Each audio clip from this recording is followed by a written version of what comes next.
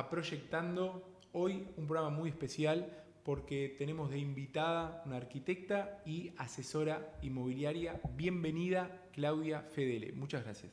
Gracias a vos, Marcelo. Bueno, Claudia, un poco la idea de Proyectando, este programa que hemos decidido invitar a arquitectos, diseñadores de interiores y paisajistas, es hablarle a nuestra audiencia qué es ser arquitecta. Y contarme un poco cómo comenzaste de chiquita, hacías trazos, cómo es el vínculo con esta profesión. ¿Te llevó al liceo, a la escuela, a la familia? Contame un poco eso, a tu tiempo pasado. Bien. Bueno, en realidad la arquitectura siempre estuvo presente en mi vida. Vengo de una familia de arquitectos, mis padres, mi abuelo. ¿Ambos padres Sí, arquitectos? Sí, bien, sí. bien. Tengo recuerdos de muy temprana edad, estando en facultad de arquitectura, porque ellos todavía eran estudiantes cuando yo nací. Y bueno, mi abuelo también era arquitecto, escultor, pintor, como que siempre estuvo toda esa beta más bien artística dentro de la familia. Y como que fue creciendo en mí, no fue algo impuesto para nada, sino que como que lo fui absorbiendo y naturalmente, y siempre me gustó. Y la carrera, cuando digamos terminaste el liceo, ¿ya tenías pensado que ibas a hacer arquitectura? Sí. Era tu opción, digamos. Sí, bien. Sí. Antes me había pensado estudiar medicina, pero fue como un pensamiento muy breve y enseguida supe que sí, que lo mío era la parte artística y la parte de arquitectura. ¿Cómo es llevar adelante la carrera de arquitectura? Es muy sacrificada. Contame un poco el famoso patio de la facultad, qué es lo que pasa ahí. Sí. Contame un poco eso, de qué te acordás. Contame, te llevo a ese tiempo atrás de estudiante en la facultad de arquitectura. Bien. Yo voy a contar mi experiencia. Obviamente hay experiencias distintas según la situación de cada uno. Está claro. Yo lo recuerdo como un momento, o sea, muy lindo. O sea, estaba en el liceo y fue como una experiencia completamente nueva, sobre todo no solo por el hecho de aprender algo nuevo, sino también conocer gente nueva de distintos ámbitos, con distintas formas de pensar, intercambiar con esas personas. Ahí nombrás el patio, que el patio de facultad es como ese núcleo en donde se reúnen todos, intercambian y no solo sacábamos las mesas de dibujo, por ejemplo, ahí para dibujar, nos reuníamos ahí a trabajar, a tomar mate, a conversar, en las noches también. Es como que creo que Facultad de Arquitectura tiene eso en particular, claro, que es como que nos une de alguna manera y nos invita a conectarnos entre nosotros. Y esa unión que se genera en los patios, en el patio de arquitectura, muchas veces termina en sociedades, porque hay muchos arquitectos y demás que terminan haciendo estudio con compañeros que no se conocían. Y te quiero hacer una pregunta. Yo sé que es muy sacrificada la carrera de arquitectura. ¿Te da la posibilidad de trabajar? O sea, ¿tenés tiempo? ¿Tenés que hacer otra cosa? ¿Cómo hiciste eso? Bueno, yo tuve la fortuna de no tener que trabajar. Entonces pude hacer, te diré que la mayoría de los años de facultad sin trabajar. Eso me permitió estudiar mucho, avanzar, porque estaba dedicada a eso.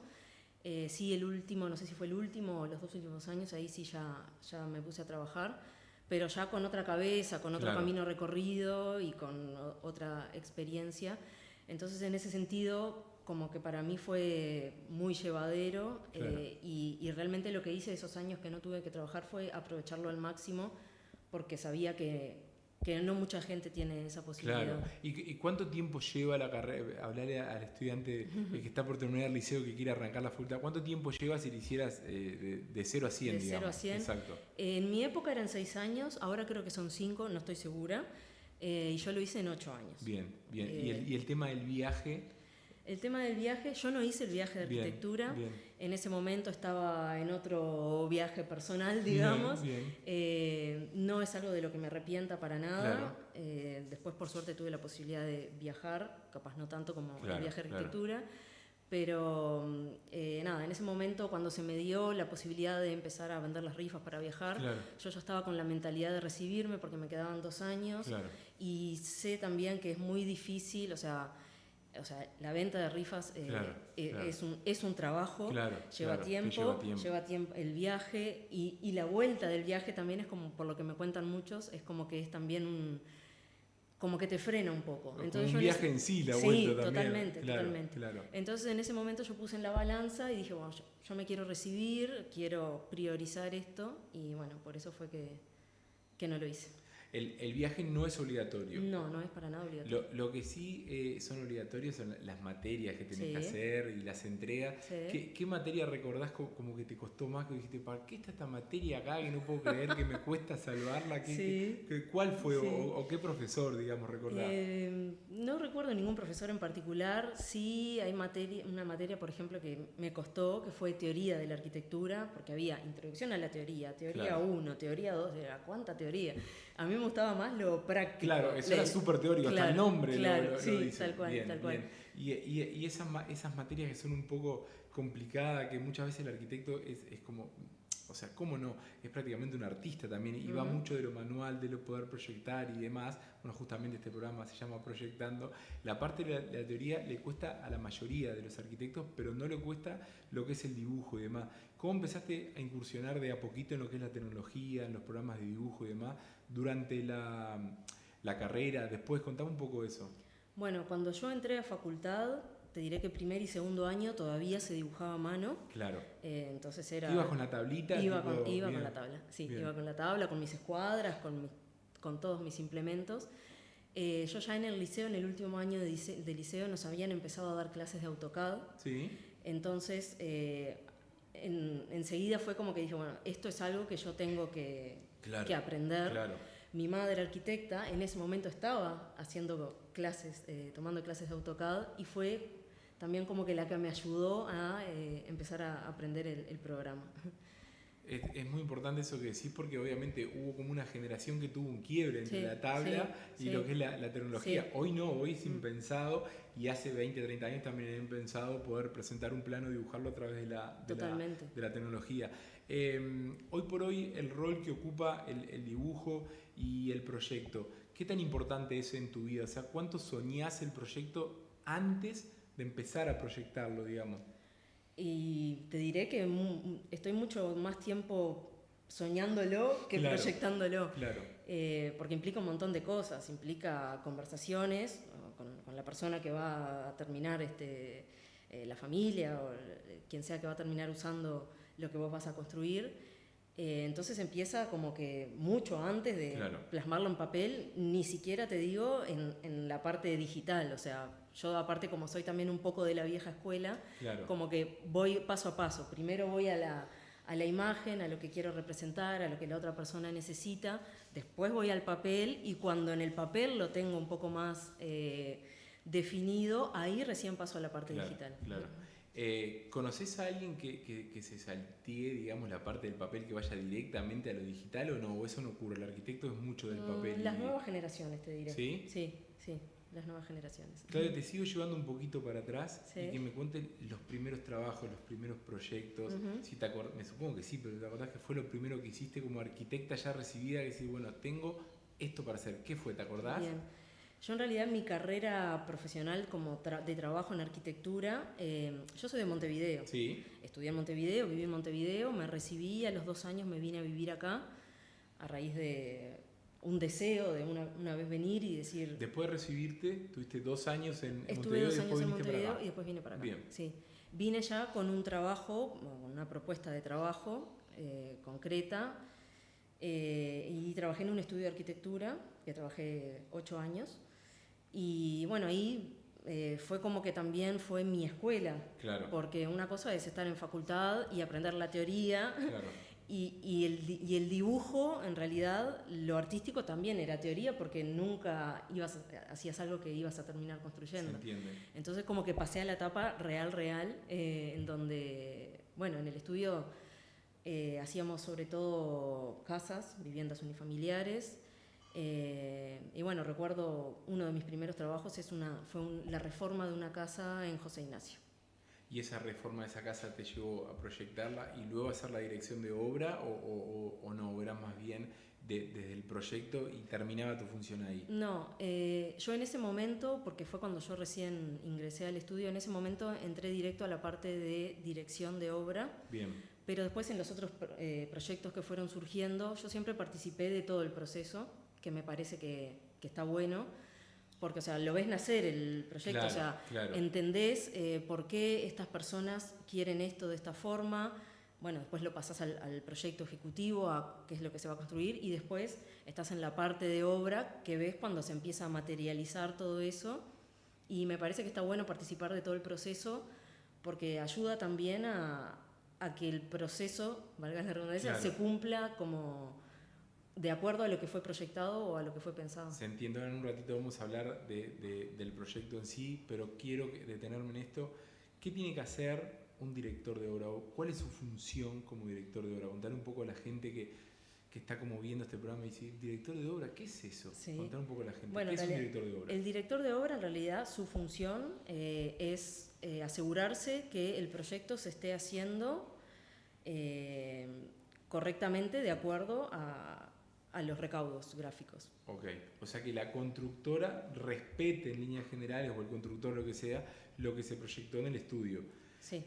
Hay muchas peleas entre arquitecto y constructor. ¿Cómo se hace eso? Porque obviamente que debe ser una relación un poco tirante, dependiendo siempre de las personas y demás, pero en líneas generales, ¿cómo es esa relación arquitecto-constructor? Yo, en mi experiencia, nunca tuve peleas, discusiones, siempre, capaz por mi forma de ser, claro, que soy como un poco más relajada y tranquila y no voy a la confrontación. Siempre desde el respeto, entonces como que en ese sentido nunca tuve problema, pero sí, es como que, porque quieras o no, son como contrapartes, si bien todos tienen el mismo fin, que es lograr la construcción, los intereses por ahí pueden a veces verse enfrentados.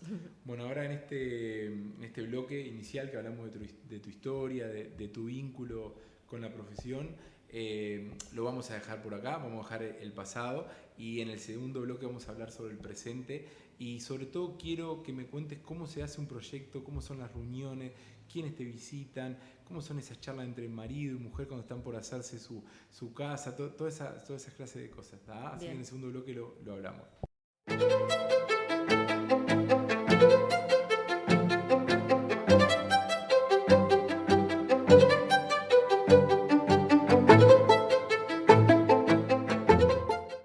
Bienvenidos a este segundo bloque de Proyectando. Este segundo bloque lo auspicia Deco Soluciones, una empresa que brinda servicios integrales, reciclaje, reformas, barbacoas, lo que quieras hacer y puedas hacer. Hasta $25.000 con el BBVA, 36 cuotas, 0% de interés. Sí, 0% de interés. Ya que estamos hablando de reformas y de obra, te quiero llevar... ¿Cómo nace un proyecto de arquitectura? Para que le expliques a la gente, te visita un cliente. Obviamente vamos a hablarlo desde un hogar, desde una familia, no capaz que un edificio o algo más puntual, sino vincularlo al hogar. ¿Cómo nace? ¿Te llaman? Contale todo a la audiencia de cómo empezar a proyectar una casa para un hogar. Bien. Bueno, cuando me llama el cliente, o sea, lo primero que propongo obviamente es una reunión, conocernos personalmente, cara a cara. Porque lo más importante para mí primero es saber, o sea, qué lo mueve a ese cliente en hacer esa reforma o en hacer esa construcción, conocer sus necesidades, o sea, que me cuente, no sé, hablando por ejemplo de una reforma de un apartamento o de una cocina, que es lo que más me gusta hacer, cómo lo vive, cómo lo usa, y no solo escuchando activamente qué es lo que dice el cliente, sino también prestando mucha atención, algo que mencionabas vos, cuando son parejas, por ejemplo, que a veces discuten entre ellos, no, pero esto, no sé qué, escuchar los dos puntos de vista e intentar llegar a algo que los dos se sientan cómodos, porque ese también como que es mi rol, o sea, como que yo soy una especie de puente entre lo que el cliente quiere lograr, que por ahí no sabe cómo lograrlo o no se ponen de acuerdo o no sabe cómo decirlo en palabras, entonces más que escuchar, también tratar de entender y guiarlos en ese camino. ¿Te pasó algunas veces que están, o sea, en matrimonio, queriendo algo, pidiendo algo puntual, y los dos están casi pidiendo lo mismo, pero que vienen con la vorágine de la casa de los chicos, las discusiones, como que no se están escuchando y en realidad los dos querían lo mismo y vos lo único que haces, obviamente no es lo único para desmerecer, pero haces como una especie de mediadora y los bajás a tierra y le mostrás y a los dos les gusta. Totalmente. Eso pasa bastante seguido, ¿no? Sí, eso pasa también más que nada cuando ya se pasa al proceso, a la parte del proyecto en sí, porque por lo general son ideas que tienen o preconceptos de lo que quieren o cómo se lo imaginan, pero una vez que lo ven plasmado, esto era como yo me lo sí, esto capaz también yo me lo imaginé así. Entonces cuando lo ven en la realidad o en el proyecto, es como que se dan cuenta que sí, que en realidad no estaban tan distanciados de lo que pensaban uno de otro. ¿Y cómo son las fases? Primero, ¿qué es lo que presentás? ¿Vienen ellos, te hablan de algo, vos les dibujás? ¿Cómo se llama esa fase? Comentá un poco a la gente eso. Bien, bueno, fase 1, hablar, conversar, escuchar mucho. Después de que logro entender qué es lo que ellos quieren, paso a una etapa que se llama el mood board, que en realidad es como plasmar en imágenes la sensación que el cliente quiere de ese lugar. O lo que vos entendiste. O lo que yo entendí. Porque, ojo, también es una fase exploratoria. Porque yo por ahí le muestro al cliente el mood board según lo que yo interpreté que quería. Y me dice, no, pero esto, bueno, no importa. Le damos otra vuelta, lo seguimos analizando. Porque hay gente que no sabe. Bueno, después de la etapa del mood board empezamos ya con lo que es... Ahí dice, era esto. Sí, esto vamos por ese lado. Me lo imagino así, con este feeling, con este mood, con estos colores, con estas texturas. Bien, una vez que tenemos definido eso, pasamos ya a la parte más de proyecto, que ahí es donde empieza la parte del dibujo a mano. Bueno, empezar a pensar ahí, bueno, cómo vas a vivir este espacio, no tanto desde lo sensorial, sino más bien desde lo práctico. Tal cual. Bueno, yo me levanto y me gusta desayunar con el sol. Entonces, bueno, ahí ya tenés que tener en cuenta, la parte de desayunar tiene que estar al este porque es por donde sale el sol. No se la puedo poner del otro lado porque si no, cuando desayune no va a tener el sol. Entonces ahí es cuando empieza todo el rompecabezas de llevar a la realidad lo que el cliente quiere. Y después, ahí sí, ya pasamos cuando está definido, ahí recién paso a la parte digital, cuando ya queda más plasmado y cuando empiezo con lo que es el proyecto ejecutivo. Perdón, que te corté. Ahí pasa la parte digital cuando el margen de error de los cambios es mucho menos, digamos, ¿no? Cuando ya se cerró prácticamente el proyecto. Bien. Y bueno, la parte del proyecto ejecutivo ya es cuando, digamos que en teoría no debería haber ningún cambio más, que son todos los recaudos gráficos que se necesitan para que la persona que va a construir entienda perfectamente, o sea, desde las dimensiones de las piezas estructurales, o sea, o cómo son los muebles de los baños, a qué altura van las puertas, para qué lado abre la puerta, o sea, todo mínimo detalle. Y bueno, y después de ahí ya pasamos a la parte de contratación de empresa constructora y a la parte de ejecución y supervisión. Bien. ¿Cómo balanceás o qué prima vas de lo estético o lo funcional? Porque claro, vos sos arquitecta, vos proyectás o una casa o una reforma, lo que sea, y vos no vas a vivir en esa casa. Entonces tenés que escuchar al cliente, pero más allá de escucharlo y interpretar lo que él te dice, vos también tenés un gusto estético, que muchas veces no va de la mano de lo que el cliente quiere o le gusta. ¿Cómo primás eso, lo estético, lo funcional? ¿Cómo haces? Contá un poco. Bien. Yo en realidad no tengo un estilo estético definido, si bien obviamente hay cosas que me gustan más, pero mis clientes no vienen a mí por mi estilo estético, sino que vienen a mí porque yo justamente los ayudo a ellos a plasmar su estilo estético. Claro, a definir su estilo y llevarlo a la obra, digamos. Y sí me ha pasado que capaz seguir adelante con cosas que no las hubiera hecho del todo así, pero que funcionan, o sea, porque no son propuestas descabelladas, funcionan y es lo que le sirve al cliente. Eso que decís que debe ser como difícil a veces poder torcer lo que vos tenías, digamos, proyectado o pensado para esa, y es patear contra el club, decir, no puedo creer que quieran hacer esto, y, bueno, y lo tenés que hacer, porque me supongo que antes hay como una etapa de querer convencer al cliente, capaz que no es por ese lado, pero bueno, si el cliente lo pide, ¿Qué te ha tocado hacer sin dar nombre, nada? ¿Qué es lo más loco que decís, no, nunca hubiese hecho esto? ¿Por qué hicieron esto acá? O sea, ¿te acordás de algo, no sé, pintar una casa de Violeta, no sé, algo así puntual Sí. que te haya roto los ojos? Déjame pensar. Sin que se dé cuenta el cliente. No, sin que se dé cuenta el cliente. No, bueno, si se da cuenta no pasa nada, está todo bien. No, puntualmente diseñando una casa, por ejemplo, el cliente es como que al revés de lo que capaz uno se imaginaría cómo funciona una casa. Por ejemplo, me pidieron que no tuviera comedor. Claro. Qué difícil. Bueno, pero eso es a lo que voy, o sea, es como que vos decís, no, pero ¿cómo comedor? ¿Cómo claro. no querés comedor? Claro. Como que al principio te choca, pero el trabajo también es ese, es entender claro. las necesidades del cliente y por qué lo está pidiendo y hacer las paces con eso, porque, o sea, en definitiva el que va a usar la casa van a ser ellos y son ellos los que tienen que estar a gusto. Claro. Y al final terminás amando igual el proyecto. Tomando esa idea. Sí. Claudia, contame un poco o decirle a la audiencia algunos tips que son importantes a la hora de hacer un hogar de cero. Orientación, luminosidad. Contá un poco esas cosas que no deben faltar en un hogar para hacer un hogar cómodo y que tengan ganas de vivir ahí, obviamente, ¿no? Para mí lo primordial es la iluminación. Ya te digo, puede variar dependiendo del gusto de cada persona. La iluminación sin duda. Y después las texturas, las formas, los colores. Para mí eso es súper importante y también cómo fluye el espacio. A mí me gusta pensar los espacios no como compartimentados, por ejemplo, el living, el comedor, la cocina, los dormitorios, o sea, que sea un espacio que fluya, que vos sentís que vas caminando por el mismo espacio, pero con distintas características.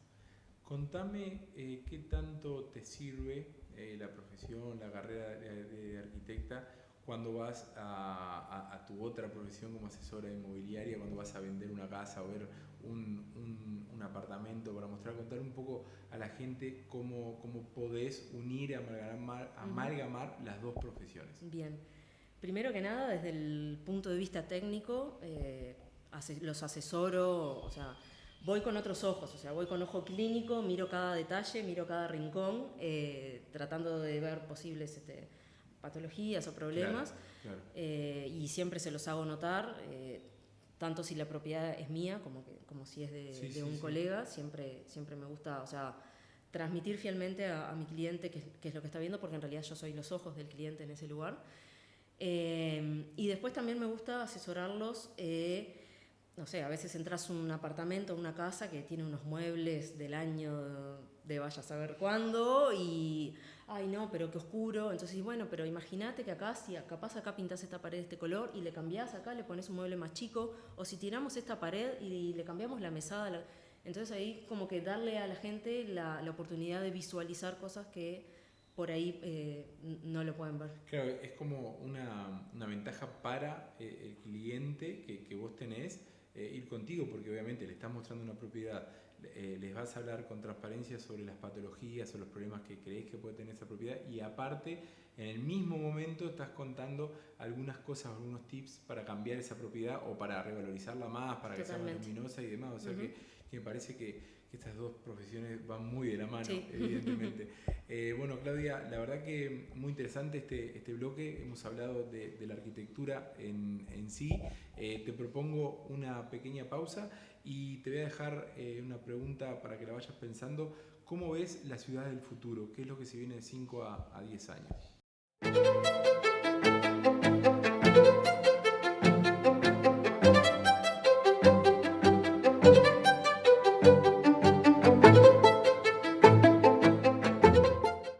Bienvenidos a este tercer bloque de Proyectando. Sigue con nosotros Claudia Fedele, arquitecta y asesora inmobiliaria. Dejamos una pregunta colgando de cómo viene la ciudad del futuro, pero me gustaría darle la bienvenida a todos los que están mirando este programa en este estudio increíble de Otto más Otto de Negocios Inmobiliarios y también a Pantone, agencia creativa, que es quien maneja nuestras redes y hace muchísimas cosas más para Ito Stream. Claudia, ¿cómo ves la ciudad del futuro de 5 a 10 años? Bueno, o un poco más, mucha tecnología. ¿Qué es lo que visualizás? Bueno, sí, la tecnología no se puede negar que está en todos lados. Tecnología, inteligencia artificial, todo eso está ahí. No lo podemos negar, pero te soy sincera, no es como me gustaría que fuera la ciudad del futuro. Me gustaría que dejemos un poco más de lado la tecnología y me gustaría como que fuera un poco más de vuelta a lo natural o con más contacto con la naturaleza. Tal cual. Que bueno, por suerte acá en Punta del Este todavía estamos en un momento en que sigue existiendo eso, y es lo que me gusta de esta ciudad, es como el contraste de la ciudad con la parte más tranquila, con la calma, con el mar.